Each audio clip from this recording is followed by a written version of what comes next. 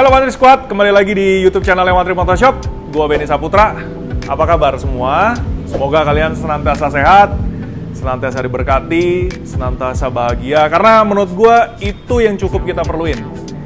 Hidup ini nggak perlu neko-neko lah. Kalau hidupnya sehat, bahagia udah top gitu namanya. Oke, seperti di judul, hari ini gua akan bahas kedatangan tamu spesial, motor spesial. Ini adalah motor spesial yang satu-satunya dan pertama kali datang di Wantri Motorshop. Untuk itu, makanya kita bikin video ini. Kenapa? Ya, satu, saya cukup tersanjung. Akhirnya motor ini dipercayakan kepada Wantri Motorshop untuk dilakukan modifikasi. Dan juga akhirnya kita punya kesempatan untuk benar-benar megang-megang. Udah sering kali lihat H2R, tapi ada barikadenya.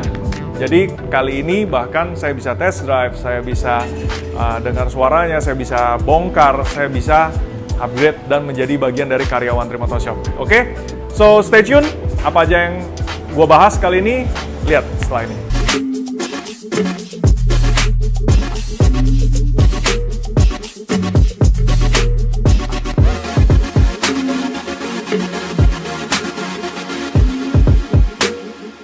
Ini dia motornya, Kawasaki Ninja H2R. Dan ini nicknya itu bukan nick yang kemarin-kemarin loh. Ini bener-bener motor yang baru. Ini adalah latest version of H2R yang diboyong ke Indonesia. Dan emang gua kagum nih sama temen gua satu itu. Luar biasa banget. Puji Tuhan dia diberkati, puji Tuhan dia dianugerahi, sehingga dia punya ability untuk memiliki motor macam spesial ini dan bisa menikmati. Tapi nggak salah juga, ternyata gua yang cuma, ya kita kan tempat modifnya gitu kan, dan kita cuma temannya. Puji Tuhan juga, akhirnya walaupun nggak beli, tapi bisa nikmatin juga. Makanya tadi pas ownernya datang, gue bilang, kira-kira pasang berapa lama? Ya, setahun lah. Sebelum kita bahas modifikasi yang akan saya lakukan di motor ini, sebenarnya sentuhan ringan yang kali ini akan kita lakukan, tapi gue mau bahas dulu nih, kira-kira poinnya apa aja yang membedakan antara Kawasaki H2R dengan H2 biasa. Dari segi penampilan, tentu kalian bisa lihat yang paling berbeda adalah nih. Oke, beberapa H2 sebelumnya kita sudah modifikasi dengan mengganti tameng depannya dengan karbon. Itu waktu itu kita beli dari bikinan, kalau nggak salah, A-Tech dari Jepang. Itu aja udah bagus. Tapi kalau yang ini, yang OEM, ini luar biasa. Detailnya jauh luar biasa. Kenapa? Kalian bisa lihat bener-bener lapisan dari resinnya begitu tipis tapi kuat, merata, ringan tapi kokoh, dan lekuknya bener-bener terbentuk sempurna sudutnya. Lalu kalian lihat ya, barang melekuk ini biasa serat karbonnya itu berantakan. Tapi lihat dengan ini. Ini adalah sistem produksi part karbon yang sangat istimewa. Kalau nggak mungkin bisa seperti ini. Lalu apa aja yang membedakan? Udah pasti nih, yang paling kentara, wingnya ada upper dan lower, itu udah standar. Jadi menurut gua upper wing yang lower wing yang ada ini bukan hanya gimmick semata, tapi memang kalau kita lihat bener-bener perangkat aerodinamis. Kenapa saya bisa bilang begitu?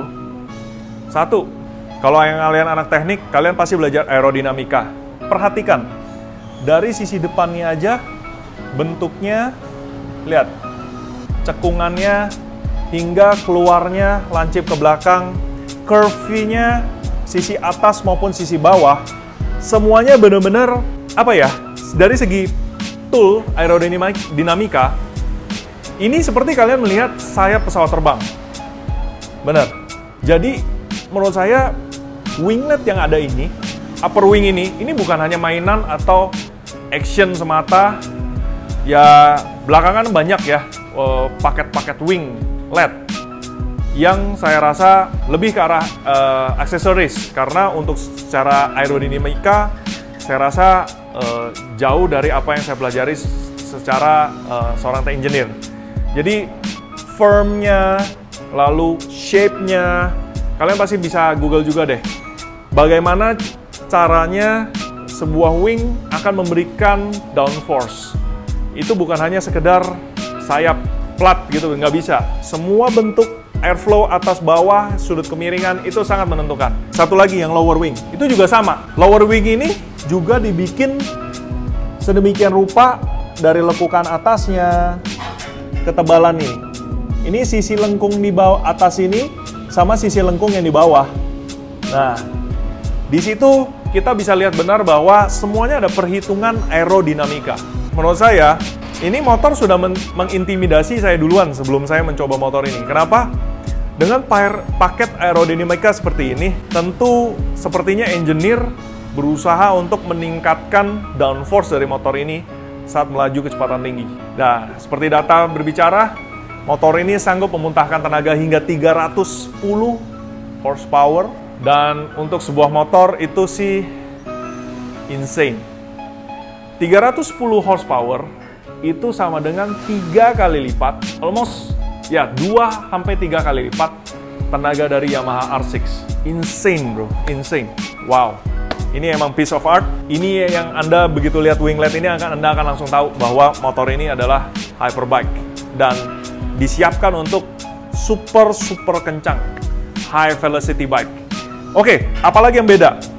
Tentu cowl, lalu upper wing, lower wing, lalu di side dash ini juga dia nyambung, sudah carbon parts. Untuk warna saya rasa dengan H2 terakhir juga sama ya masih. Yang membedakan adalah nih di depan, lihat lampunya nggak ada. Oke, memang motor ini not street legal, memang ini khusus untuk sebutnya apa ya? Ya pokoknya not street legal, no lamps. Lalu kalian bisa lihat bedanya lagi, air remnya ada 2 intake-nya, both on right side and left side. See? Jadi kalau yang H2 biasa, itu intake-nya ada di sisi kiri only. Kalau ini, dua-duanya dipakai untuk menangkap udara. Lalu udara tersebut disalurkan melalui airbox yang dibikin khusus. Dari belakang, dari bawah speedo, Anda bisa melihat bahwa sebenarnya posisi yang diisi dengan sebelumnya dengan lampu, itu diisi dengan airbox. Tunneling dari samping. Nah, tunnelnya pun ini berbeda dengan H2 biasa. Tunnelnya kalau H2 biasa di sini ada box untuk taruh filter udara. Kalau sekarang filter udaranya hanya lapisan saringan foam di depan. Dia langsung masuk ke direct to the supercharge. See? Jadi tunnelingnya langsung masuk supercharge. Ini yang berbeda. Nah, untuk kokpit saya rasa ketika duduk di atas sebenarnya tanpa lihat wing ya, sebenarnya semuanya hampir serupa. Jadi tidak ada pernik di daerah sini yang menunjukkan bahwa ini adalah H2R. Hanya saja logo H2R muncul di sini nih. Jadi di belakang tail ini sekarang logonya H2R, bukan hanya H2. Ini yang membedakan. Untuk tail belakang, secara dia bukan street legal, jadi sebenarnya yang sekarang ada hanyalah lampu senja dan lampu rem, tapi sennya udah nggak ada, apalagi dudukan plat nomor. Udah nggak perlu, karena memang motor ini bukan untuk street use. Nah, dari pabrikan, ban sudah disematkan ban slick dari Bridgestone. Kenapa ban slick? Nah, ini juga yang mengintimidasi ini. Wow, motor ini memang disiapkan untuk membutuhkan traksi sebesar-besarnya. Dengan tenaga dan torsi yang begitu melimpah, udah harus deh. Mau nggak mau harus pakai ban slick supaya ada traksi. Ya kan? Dan saya yakin, kenapa dipilih ban demikian juga perhitungannya adalah tentang speed. Kalian pasti belum tahu bahwa sebenarnya ban yang kalian biasa gunakan itu masing-masing punya standar speednya. Jadi ban itu di-create atau diproduksi tergantung golongannya, itu ada batas maksimum speed yang mampu ditahan oleh si ban. Kalau biasanya kalau di dunia 4 roda itu semua udah lumrah gitu ya. Contohnya makanya kalau di dunia 4 roda seperti halnya dengan Bugatti Chiron, itu kan juga speednya kenceng. Yang mereka pertimbangkan adalah apakah ban mumpuni lari dengan kecepatan hingga 400 km per jam lebih itu. Itu juga jadi pertimbangan. Nggak mungkin Anda bisa pakai ban sembarangan dan tahan hingga kecepatan seperti itu. Jadi ya ini sama. Dengan tenaga yang melimpah, 2 roda, traksi, pemilihan ban juga penting. Tidak hanya pada H2R, tapi juga pada Kawasaki H2. Jadi untuk shock belakang, sejak 2018 kalau nggak salah, itu sudah menjadi perangkat standar menggunakan rear suspension dari Öhlins, Swedia. Lalu untuk yang shock depan tetap menggunakan dari Kayaba. Saya nggak tahu alasannya, tapi memang line up dari sport bike dan beberapa motor touring itu ada yang spesial di Kawasaki, itu pasti belakangnya ada line up yang sudah pakai Öhlins. Seperti ZX14R itu ada yang dari itunya sudah Öhlins, lalu H2SX ya, itu juga ada. Oke, apalagi yang berbeda ya tinggal satu dan sudah obvious sebenarnya. Ini nih, exhaust systemnya sudah full system, titanium made, free flow, dan shape-nya benar-benar apa ya kalau saya bilang ini adalah knalpot benchmark untuk Kawasaki H2. Tidak sedikit banyak dari pengguna H2 yang meminta kita untuk mendapatkan knalpot H2R ini untuk dipasang di H2-nya. Tapi yang mirip memang ada beberapa yang create, tapi yang persis yang dipakai di sini kita tidak sanggup untuk menyediakannya. Kalau dari silencer memang ini sangat-sangat punk banget. Terus untuk craftsmanship, header, dan pipingnya memang wow sih. Nah, ada beberapa detail dari knalpot yang sebenarnya cukup membuat saya kagum. Langsung aja. Kalian lihat ini. Header ini sifatnya 421. Jadi dari 4, lalu menjadi 2, lalu gabung menjadi 1. Kalian lihat header bagian depannya. Kalian lihat headernya. Lihat size-nya. Ini huge loh. Saya belum ambil Sigmat untuk ukur. Yang pasti, diameter header ini sangat besar. Sangat besar. Lalu untuk back pressure menjadi 2, 4, 2, lalu menjadi 1. Di bagian 1, memang mereka sempat menyempit menjadi sekitar 60 atau 65 ini.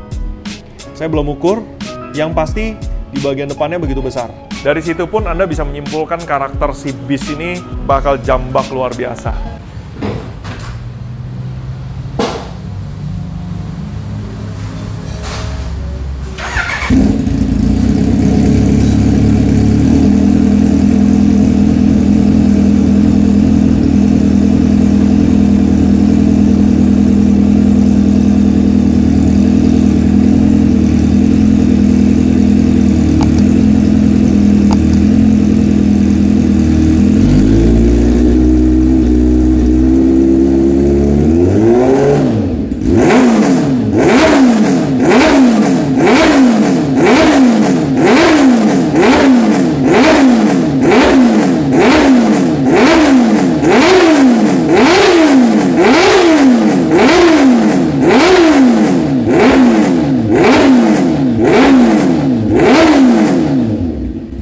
Dan saya lihat logo ini sungguh menarik ya. Logo Supercharge yang baru bener-bener stand out, tapi juga nggak lebay, nggak norak, tapi wow. Menegaskan atas kedahsyatan dari engine dari Kawasaki H2R ini. Begitu kiranya kalau pembahasan saya tentang H2R ini. Ya selebihnya saya rasa kalian juga, sebagian dari kalian sudah lebih tahu, karena sama, saya kan tahu kalian sangat passion di motor. Kalian pasti udah ngorek-ngorek apa pengetahuan yang Anda tahu tentang H2R. Saya yakin kalian sudah banyak gali-gali lah, dan saya bangga dengan itu. Keren, keren, keren. Kalau kita passion dengan sesuatu, tentunya kita juga gali informasi tentang apa barang yang kita minati dan ya informasinya itu. Seru kan? Oke, kira-kira motor ini mau diapain aja ya di One Trip Motor Shop? Motor ini tadi pagi sudah diantarkan dengan kendaraan spesial dari Bro Sigit 77 Performance Bogor. Salam hormat selalu, brother. Nah, lalu motor ini juga kemarin udah dipesenin sama Bro E Motorsport yang mendatangkan motor ini nih. Spesial banget. Pokoknya hari Selasa motor meluncur ke One Trip. Wah, siap dong.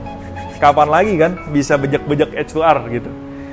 Motornya udah dari sini, sekarang akan dilakukan upgrade sedikit karena tentu aja ownernya gatel. Orang dia mah high performance freak banget. Jadi kalau standaran tuh kayaknya rasanya gak gigit kalau dia. Oke, untuk selang rem, sebenarnya motor ini sudah dilengkapi dengan selang rem braided stainless depan dan belakang whole system. Tapi warnanya doi nggak suka, jadi meminta kita untuk mengupgrade dengan Hell Performance UK. Warnanya adalah carbon smoke. Sebenarnya doi udah ngumpulin beberapa barang yang udah kita simpen dari lama, seperti master rem, Brembo XA Series alias Brembo Master Rem yang GP Series akan disematkan di sini. Nah, kenapa Doi selalu motornya harus pakai itu? Tadi saya korek juga ke dia. Kenapa sih harus pakai tipe yang seri itu? Saya suka dengan jawabannya. Bukan karena itu yang paling mahal, itu yang paling bagus, itu yang top of the line. Bukan. Tapi yang dia bilang adalah, saya paling suka feel-nya. Ini baru motor rider sejati. Dia upgrade, dia nge-feel. Memang feel-nya memang karakternya sangat berbeda untuk Master Rem Brembo GP.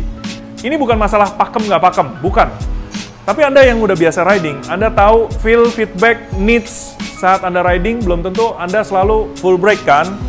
Dan ada kalanya Anda harus sudden brake atau long braking. Nah, disitulah bedanya. Saya susah jelasin kata-kata. Kalau Anda sudah mencoba, Anda tahu, Anda bisa mengenal. Deh. Nah, itu mantap. Grip akan kita ganti dengan Ariete grip dari Italia karena tentu feel-nya lebih soft, lebih nge-grip, dan lebih nyaman dia pakai. Lalu lever guard akan dipasangkan Lightech sebelah kanan kiri, Lightech Racing lever guard carbon gloss dengan ujung aluminium black original, bukan yang KW-KW. Soon, ini sebentar lagi. Doi sebenarnya pesan beberapa set, tapi satu set kurang lebih minggu depan akan datang. Shock depan akan kita ganti dengan Ohlin FGR 300 dan akan kita setup, lalu kita kalibrasi. Untuk pelek, nah untuk wheels, Doi belum memutuskan nih, pelek mau ganti apa. Tapi pilihan untuk H2 itu memang kita hanya berkutat di Rotobox. Bisa Rotobox Boost, bisa Rotobox Bullet. Doi udah pesen beberapa Rotobox Bullet untuk motornya lain. Tapi Doi belum memutuskan kalau motor ini apa cocok pakai Bullet, dia belum tahu. Atau mau pakai BST. BST Carbon, wheels dari Afrika Selatan. Doi juga ada pesan beberapa set untuk motor-motor tertentu yang lain. Dan dia udah lihat kualitasnya top notch. Cuma belum tahu apakah ini akan dipasangkan itu, apakah warnanya karbon, gloss, satin, matte, apakah akan tetap karbon warnanya atau red ink, atau gold ink, blue ink, green ink, belum tahu. Doi lagi pilih-pilih. Nggak apa-apa. Cari yang sesuai dengan taste, cari yang sesuai dengan kesenangan. Pasti nanti lihat motornya dan bawa motornya juga lebih happy. Kalipernya, planning ya. Yang depan nanti akan kita upgrade dengan kaliper Brembo MotoGP spec. Tunggu aja deh. Untuk kaliper belakang, kita akan upgrade sekarang menggunakan Brembo P234 CNC billet. Rantai akan diganti. Memang standarnya H2 dan H2R itu adalah rantai steel dari EK Chain. Tapi tentu aja kalau bawaan OEM memang speknya yang secukupnya. Nah, karena motor ini mau di-upgrade kesayangan, tentu jadinya kita pakai EK Chain 3D Series. Bedanya apa? Sama-sama 3D loh, tapi ini steel. Kalau yang ono hard steel, lalu lebih ringan, lebih smooth, dan seal-nya jauh lebih bagus. QX ring-nya itu lebih top. Motor ini ternyata H2R itu tidak dilengkapi dengan peralatan untuk memungkinkan bahwa motor ini dipakai di jalan. Jadi begini, kemarin Doi sempat pakai, lalu kena lampu merah. Begitu di lampu merah, suhunya jauh sangat tinggi. We found out that the radiator actually don't have any fan. Jadi motor Kawasaki H2R itu radiatornya begitu saja, mengandalkan kekuatan angin. Tidak ada radiator fan sama sekali. Jadi, oh no, ini Indonesia. Dan dia pengen pakai sering-sering. Jadi kita nanti akan orderkan dari Kawasaki Indonesia. Fan untuk H2 akan kita sematkan untuk di sini. Dan sistemnya akan kita customize. Jadi supaya radiator ini ada fan-nya juga. Selain daripada itu, supaya performance dari cooling sistemnya upgraded, tentu selang radiatornya akan kita ganti menggunakan Samco Sport, the world best silicon radiator hose. Samco Sport, everybody knows it. Jadi Samco Sport akan dipasang, lalu coolant-nya juga pakai engine ice. Ini adalah juga world best radiator coolant. Simple, apa yang membedakan coolant engine ice sama yang lain? Saya jawabnya simple. Cek MSDS-nya, cek materialnya. Ini adalah pure propylene glycol. While the other brand must be ethylene glycol. Silakan cek. Itulah resepnya kenapa engine ice itu operating time-nya bisa jauh di bawah dibandingkan yang lain. Tapi tidak kedinginan tentu. Kenapa? Suhu ideal sebenarnya kalau mau biggest horsepower, kita bisa maintain supaya suhu engine itu di 85, suhu radiator di range 85 sampai 95. Itu the best way, gitu. Ya, kalau memang nggak sampai segitu, at least we try to close enough, gitu. Oke, apalagi ya? Radiator guard. Jadi motor ini tentu nggak ada radiator guardnya semua. I think semua motor deh, jarang yang dari pabriknya dapat radiator guard. Nah, dengan kejadian kemarin ada salah satu teman kita gitu ya, belum sempat pasang radiator guard, itu sangat saya sesalkan karena waktu itu kita kosong barangnya. Hanya terkena kerikil dari pentalan dari roda depan ke radiator, akhirnya radiatornya bocor dan itu nggak bisa di repair. Akhirnya ganti radiator dan sangat mahal. Oleh karena itu, karena saya tanya ownernya, mungkin motor ini akan kita pakai di street kadang-kadang gitu kan. Ya, daripada apes-apes radiator kenapa-napa, kita pasangin aja radiator guard dari RNG Racing. Dan saya masih confident dia nggak akan mereduce performance dari radiator, pendinginan radiator, karena dia pakai kawat mesh aluminium yang secara angin frontal dari depan 95% masih akan tetap masuk, sedangkan kerikil dari yang arah diagonal bawah itu sangat melindungi kisi-kisi radiator tersebut. Jadi safe gitu. Dengan harga nggak seberapa tapi safe. So kurang lebih itulah ubahan yang akan kita taruh di Kawasaki H2R ini. Semoga nanti sekaligus kita pengecekan semuanya, kita setup, dan first step of upgrade progress of this Kawasaki H2R bisa segera kita deliver ke customer dan dia feel happy. Oke? So thank you banget buat teman-teman kalian semua yang sudah mempercayakan motor kalian ke One-Tree senantiasa. Itu adalah kepercayaan, itu adalah berkah bagi saya atau bagi kami tim One-Tree. Kalau kalian masih mempercayakan motor kepada kami, berarti kami sudah bekerja dengan cukup baik. Belum yang sangat baik, karena tentu gimana pun kita hanya manusia, kita selalu berusaha untuk improvement, kita kadang melakukan kesalahan, semoga dimaafkan dan kita bisa terus belajar dari kesalahan kami. So stay tune, nanti kalian akan bisa melihat lagi video selanjutnya tentang hasil setelah kita mengupgrade H2R ini. So, bye-bye, thank you very much, see you again on next video.